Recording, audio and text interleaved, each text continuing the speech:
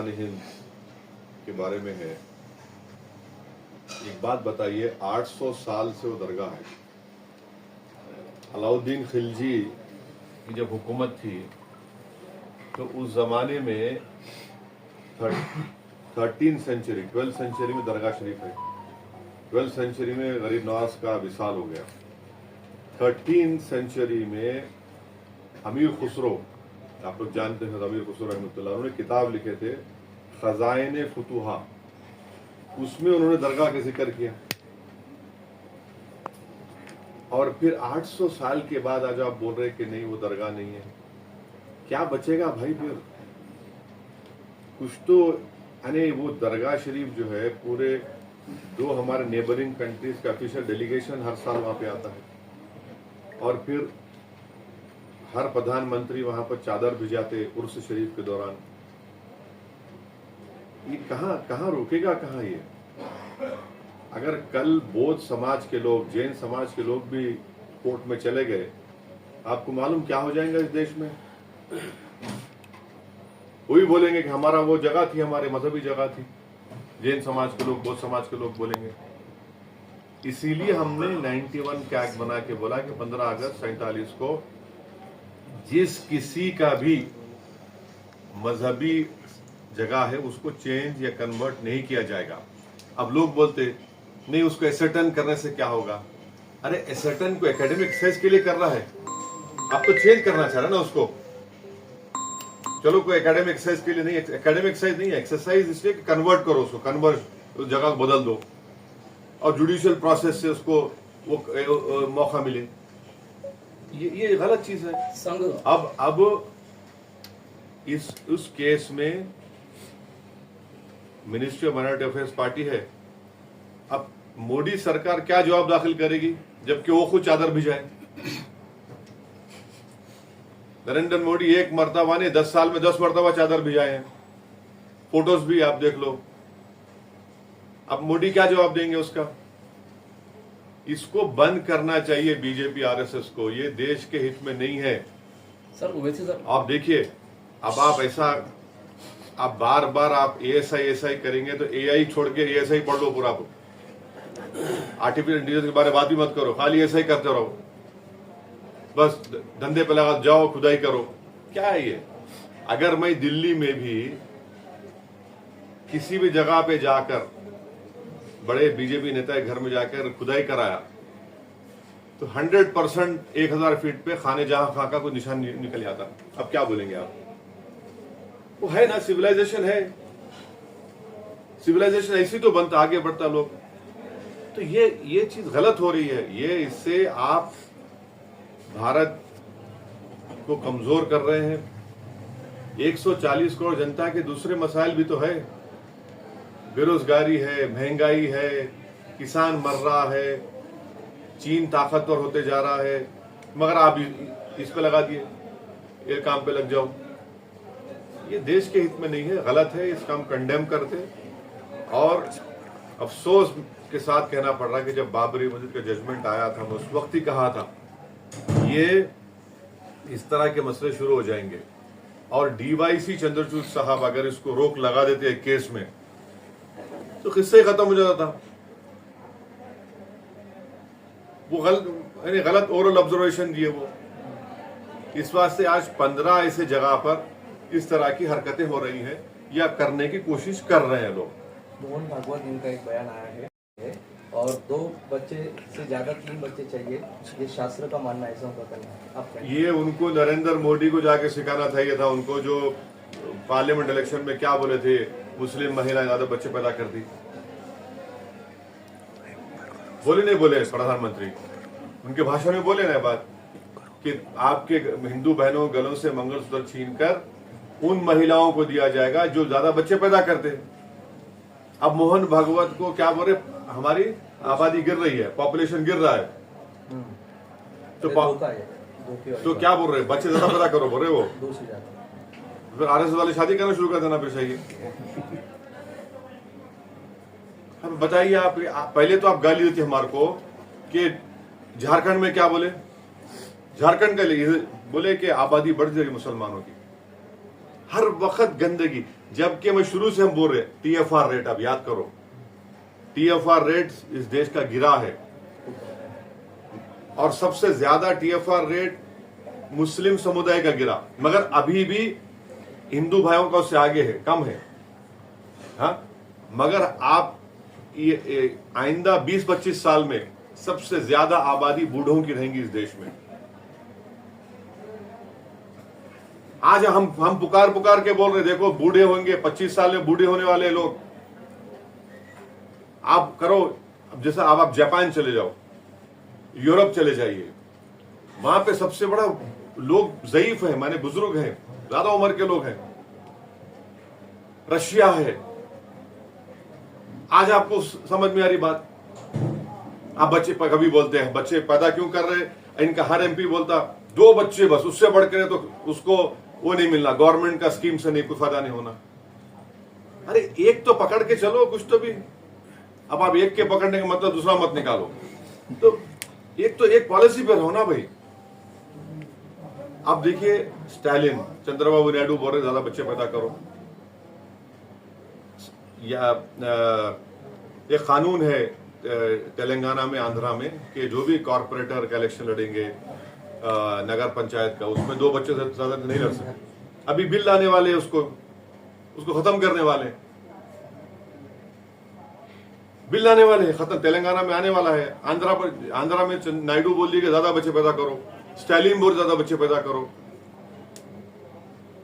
ये लोगों को समझ में आता ही नहीं ना, खाली एक ही दिखता उनको, बस मुसलमान ऐसा करो, वही कर रहे हैं। वाकई में जैसा औरंगाबाद में आप भी देखे हो, आप घूमे हो, यहाँ पर पैसा ज़्यादा चला है।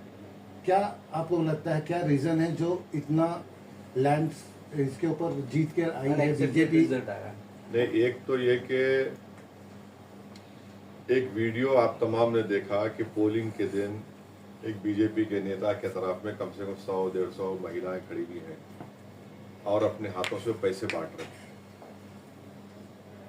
अब आप बताइए कि उसको भी देखकर अगर इलेक्शन कमीशन ऑफ इंडिया कुछ एक्शन नहीं लेता है और उल्टा केस इम्तियाज जलील पे बुक करते हैं एट्रॉसिटी का, तो ये फ्री एंड फेयर कैसा होगा बताइए?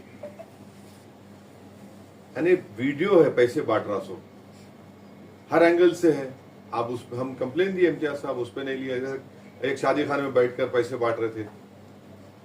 तीसरी बात ये कि इलेक्शन कमिश्नर्स का और कमिश्नर का जो अपॉइंटमेंट है वो गलत है। कैसे? सुप्रीम कोर्ट ने जजमेंट दिया था कि प्रधानमंत्री, leader of opposition, chief justice of India, ये लोग मिलकर बनाना।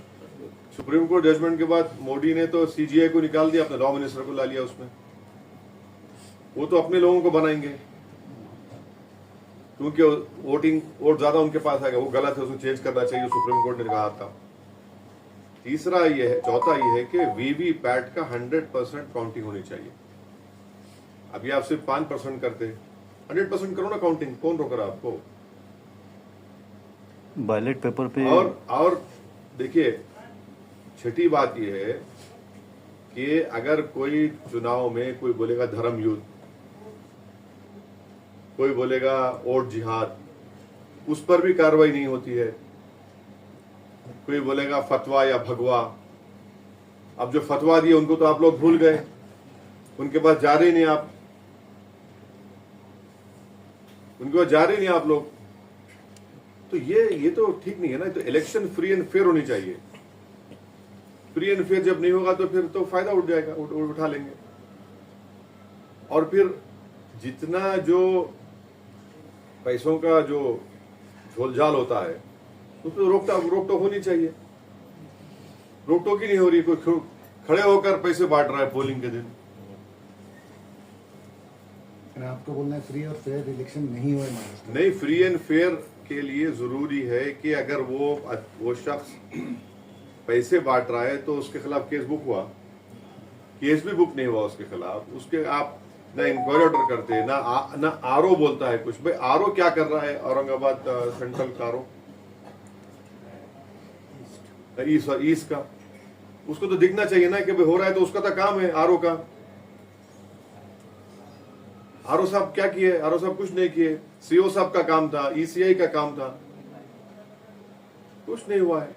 महाराष्ट्र अब ये जो डिबेट हो रहा है कि ईवीएम चाहिए या बैलेट पेपर चाहिए, क्या चाहिए, ये डिबेट अब देखेंगे आगे क्या होता है। मगर इलेक्शन कमिश्नर्स के अपॉइंटमेंट में जो प्रेजेंट बिल, जो कानून बनाया गया मोदी सरकार तरफ से, गलत है, उसको सीजीआई को रखना चाहिए। सीजीआई को उसको निकाल दिया, लॉ मिनिस्टर को रख दिया आपने। अच्छा, वो तो फाइनल, उससे पहले एक कमेटी है, उसमें भी लॉ मिनिस्टर है। एक कमेटी है जो सिलेक्ट करता, एक कमेटी है जो फाइनल करके भी, जो पहली कमेटी में लॉ मिनिस्टर है, गवर्नमेंट का है ना, वो तो एग्जीक्यूटिव का आदमी है। महाराष्ट्र में सीएम का मामला जानने दे रहे हैं अब वो- अभी, लेकिन आरएसएस ने ये कहा है कि फडणवीस की सिवा हमें कोई चाहिए नहीं, फडणवीस ही सीएम चाहिए। इस मामले में भाजपा को कहा। अब उनकी सरकार है तो जाहिर है वो अपने आदमी को बनाएंगे वो लोग, अब हम क्या बोलेंगे। तो अच्छा है, आरएसएस ने बोल दिया कि उनका आदमी चाहिए उनको, अब बोलना चाहिए शिंदे को और अजित पवार को। सर, आने वाली मनपा इलेक्शन में एमआईएम की क्या रणनीति होने वाली है? अच्छी रणनीति रहेगी, हम लोग अभी उसके लिए तैयारी कर रहे हैं। मैं आया भी उसलिए था और आते रहूँगा। अच्छे तरीके से इंशाल्लाह अच्छा नतीजा आएगा। वैसे साहब, आपने 16 सीटों पर चुनाव कंटेस्ट किए थे महाराष्ट्र में और एक सीट पर आपको जीत हासिल हुई, तो आप अपने इस इलेक्शन में हार के इस फेलियर को कहाँ देखते हैं?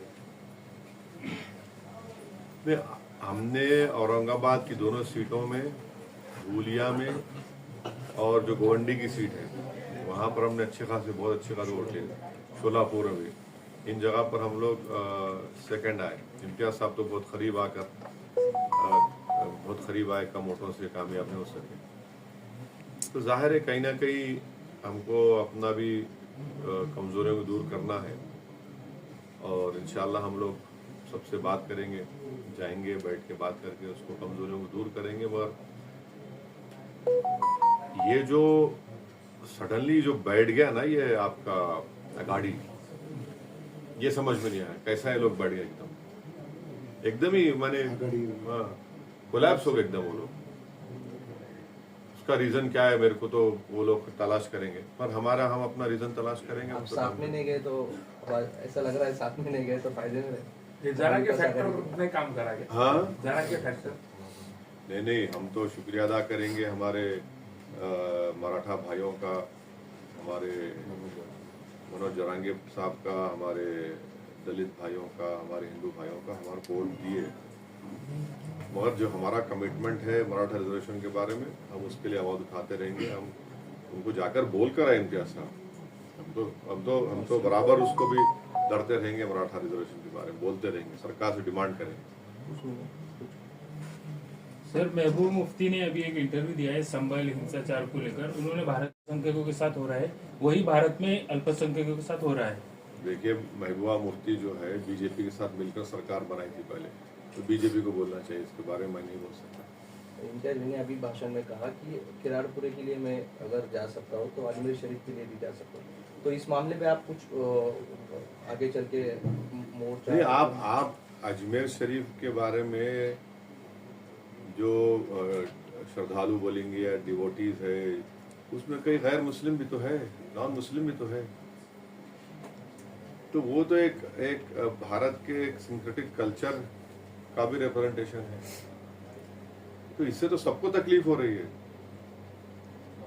मैं आपको बताने, अच्छा आज साहब अजमेर से दरगाह पे नहीं है, सलीम चिश्ती दरगाह पे भी केस पड़ गया।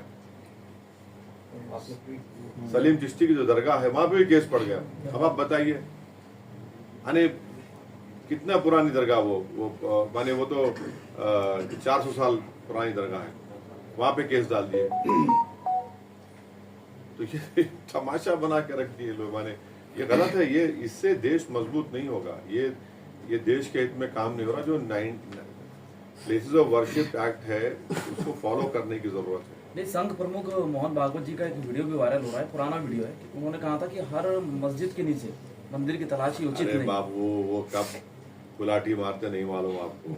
अभी देखो, अभी बोल दिए बच्चे पैदा करो दादा बोल के। कल तक तो उन्हीं के लोग बोल रहे थे मुसलमान ज्यादा पैदा कर रहे, डेमोग्राफिक चेंज हो जाएगी। ये लोग आप झारखंड का वीडियो देखे बीजेपी का, उनका वीडियो देखिए आप, झारखंड में जिसका इलेक्शन कमीशन रोक लगाया, देखिए आप, देखना चाहिए आपको। उस वीडियो में एक बताया गया कि एक घर में हिंदू परिवार बैठा हुआ है, टेबल पे खाना आ रहा, मियाँ बीवी है, हस्बैंड वाइफ है, 2 बच्चे हैं, और वो लोग आराम से घर में बैठे हैं, घंटी बजती घर की, जैसा डोर खोलते एक 50-60 मुसलमान खड़े में, पूरे टोपी बुरखा, और अंदर घुस के टेबल पे कोई बढ़िया रहा कैसा कुछ। वो उसको इलेक्शन कमीशन रोक न करना पड़ा उसको, इलेक्शन कमीशन कहा कि बंद करो इसको, थैंकफुली इसे उस पर एक्ट किया। तो आप तो हमको दिखा रहे हैं कि हम लोग रिसोर्सेज खा जाएंगे, वो खा जाएंगे। अब मोहन भागवत बोल रहे बच्चे पैदा करो, तो हम मोहन भागवत जी से पूछना चाह रहे हैं कि बच्चे पैदा करने के लिए वो क्या लोगों को देंगे, क्या कुछ देंगे, अकाउंट में डालेंगे 1500 रुपए, जो बच्चे ज्यादा पैदा करेगा उसको 1500 बढ़ के मिलेंगे। सर जी, नहीं, औलाद पैदा करो, कुछ स्कीम निकालेंगे क्या? सर जी, मोहन भागवत बोलते कि बच्चे पैदा करो, लेकिन WHO का रिपोर्ट ऐसा है कि इनफर्टिलिटी का प्रमाण जो है तो वो पर्टिकुलर उनकी कम्युनिटी में है। ऐसा कुछ भी नहीं है। TFR रेट हर कम्युनिटी का गिरा है, सबसे ज्यादा TFR रेट गिरा है रिलीजन वाइज मुसलमानों का, मगर अभी भी हिंदू समुदाय का TFR रेट वो मुसलमानों में फर्क है। अब मगर ये जो स्टेटमेंट आज बोल रहे हैं कि आप जो बोल रहे हैं अगर वो सच है और आप सच ही बोलेंगे कि बच्चे पैदा करो, तो मोहन भागवत जी को बोलना चाहिए कि जैसा यहाँ पर लाडली बहना का स्कीम में कितना 1500 रुपए दे रहे ना, तो आप एक स्कीम निकाल लो कि जो इतने बच्चे पैदा करेंगे उसके अकाउंट में हम लोग 2000 डालेंगे, कितना डालेंगे, क्या डालेंगे वो डिसाइड कर लो। अब क्या क्या क्या बोलिए नहीं आप पढ़ के सुनाओ भाई। देख लीजिए, नहीं आप बोलो ना भाई। मोहन भागवत ने कि 2.1 से कम है वो विलुप्त हो गए, मतलब खत्म हो गए। फिर हमको क्यों पीछे पड़े हुए हैं आप? मैं पहले ही बोल दे रहा हूँ, फिर वो आप लोग बोलेंगे, वो पीछे से बोलेंगे वो इसी ने ऐसा बोला, और उसके 6 बच्चे हैं। नरेंद्र मोदी के भी 6 भाइयां हैं, अमित शाह के भी माशाल्लाह अच्छे हैं। अब नहीं, मोहन भागवत तो जब उन्होंने अपने आदमी को बना रहे CM यहाँ पर, तो उनको बोलना चाहिए उनके आदमी को, भाई तू स्कीम निकाल ले बच्चे पैदा करने की, क्या है स्कीम बता दो।